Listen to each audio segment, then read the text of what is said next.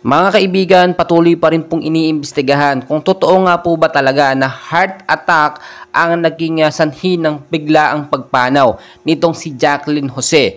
Matapos po kasing i-cremate, no, ay hindi na po nakuha na ng mga autopsy at pagsusuri sa katawan ni Jacqueline Jose, especially yung mga medical result nga po na nagpapatunay or magpapatunay na heart attack po yung naging sanhi ng pagpanaw. At kung makikita po ninyo, nakakaduda din, no? Biglang naglabas po ng statement etong si Andy Eigenman at nakita nyo, sinabi nila sa press, no, sa press conference na heart attack daw po talaga yung naging sanhi ng pagkamatay.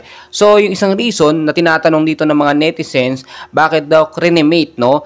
Pwede namang hindi i-cremate, pwede namang iburol ng normal na okay yung katawan kung talagang heart attack po yung nangyari. So may itinatago nga ba ang pamilya ng Eigenman dito sa pagpanaw, no, biglaan po ni Jacqueline Jose? At kung mapapansin nyo nga po mga kaibigan, si Sid Lucero, yung anak po ni Jacqueline Jose sa labas, no, ay masayang masaya or hindi nagkaroon ng bahid ng kalungkutan sa pagpanaw ng kanyang ina na si Jacqueline Jose.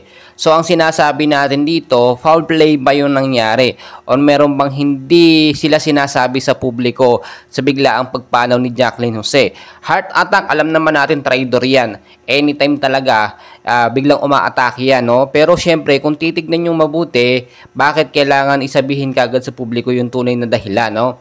Pwede namang suriin pa yan ng press or pwede pa yan suriin ng mga otoridad, yung autopsy, malaman yung sanhi sa katawan. Dahil kung makikita ninyo, si Jacqueline Jose talaga, napakarami niya pong achievement. Ang dami niyang pera, milyon-milyon talaga. So, ang tinitignan natin dito, tinitignan din ng mga otoridad or yung baka yung kagustuhan ng mga anak niya na makuha yung mana. Well mga kaibigan, i-update ko kayo mamaya, no? Marami pa tayong kaganapan. Please huwag kalimutan mag-like and subscribe. Maraming salamat po.